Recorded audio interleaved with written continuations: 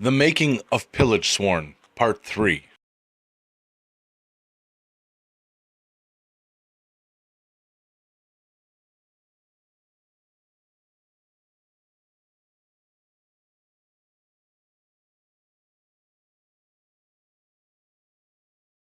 So I got the damage done on this side, and as you can see, it's pretty well chewed up. As the story goes, this is as far as they got. They were using magical fire to sunder this blade. And this is as far as they got before the sword was recovered by the anti-hero, so to speak.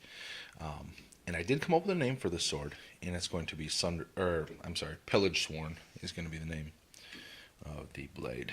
So yeah, this is side one. I don't know if you can see all that. There's going to be a ton of sanding to do because, as you can tell, the poplar does like to fuzz up quite a bit. So I'm going to have to go over all this and smooth all that out. That'll destroy the illusion. So here is the second side. Try and get out of the light here. And of course, this will be covering up the more unaffected areas. And like I said, there's going to be, I don't know, probably an hour worth of sanding just in this section here to get all that fuzz out, but it'll be worth it. So I think I have all the fuzzing taken care of on both sides, and it's looking pretty sharp. One thing I did forget to mention is the tools that I use, that I did use for doing all this detailing in here, and that is this I think it's a fluted bit. I'm not sure, but I'll tell you what, darn thing's really handy. And then just this little diamond point bit, or diamond tip. Those work really well. I can cut these channels in here, and then I can use the smaller one to cut small veins and stuff into the wood. And then I finish it all up with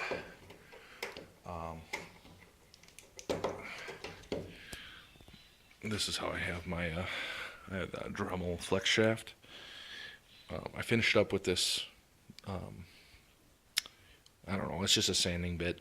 I don't know if it's for glass or whatever, but it works actually really, really well. So yeah, now it's on to affixing these bad boys. So now I'm coming to the point where I'm going to be placing this brace piece here.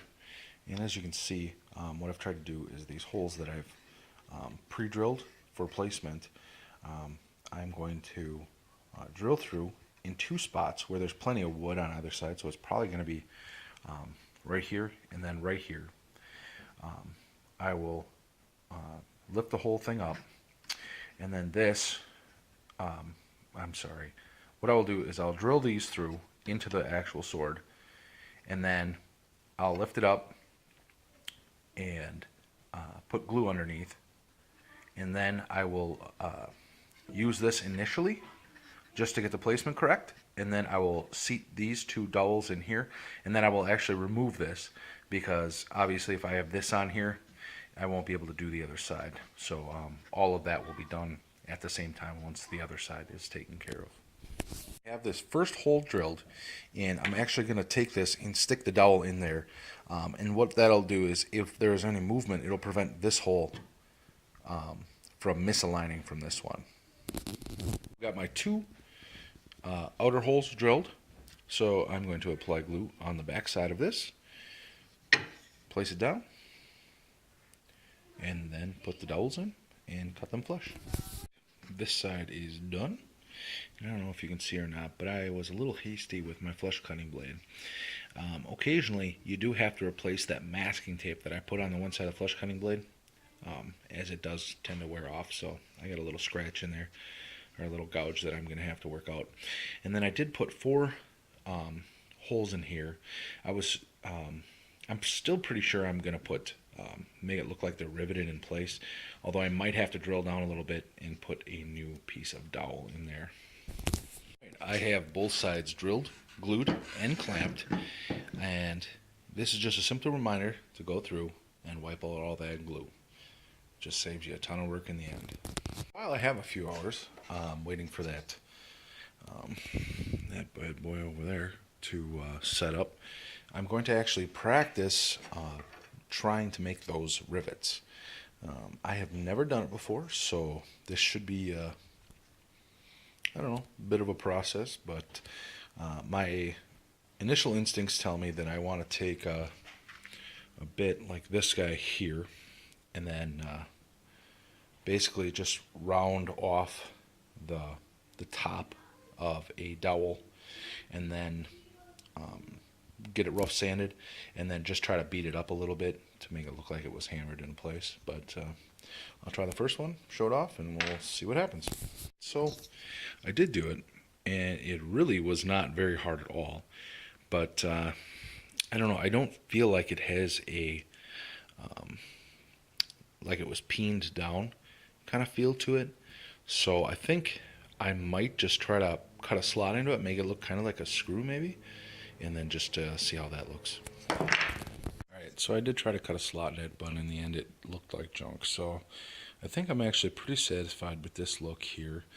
All I will do is I will set them in, get them all rounded off, and then I will cut off some of the length so that they fit just a little bit above the surface of the metal. And then I think I'll probably just hammer them a couple times with an actual hammer just to get that deformation on them. Okay, so I did actually go ahead and try hitting it with a hammer, and I will tell you what, that is awesome. So that's what I'm going to do. I'm just going to smash them with a hammer. They get kind of a deformed shape to them, and they look right. Alright, so I do have the first of my rivets done. I don't know if you guys can see it too well. It turned out pretty decent. What I will say though, I don't know if you can see it or not. I don't know if it'll show up on here. But like right here, actually when I started to pound this to give it that hammered look, it started to crack this here. So I was initially using this as a spacer for the height of the dowels. But I've actually decided to go a whole lot gentler and just use some corrugated cardboard as the height and then just tap on it a little bit. I really don't want this stuff to break, not this far into the project, so I will have to drill out part of this and part of this and then put little plugs in there for the dowels. So that's where I'm at.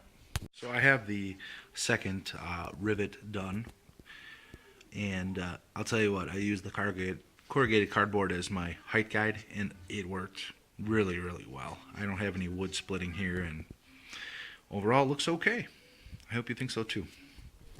So I did run into an issue. These dowels are oak, and the wood is poplar, and poplar is obviously much softer than oak. And when I tried to drill out these dowels, it did center over that dowel for a little bit, but it actually ended up walking off to the side. So I'm going to have to fill in a little bit over here, and then obviously relocate the whole dowel thing to right here. What I'm actually going to do to save a little bit of time is I'm going to make this look like battle damage. I'm just going to beat it up, and then this other one over here, that's going to get scarred up too. That's where I started drilling in the wrong spot. Actually, the blade walked.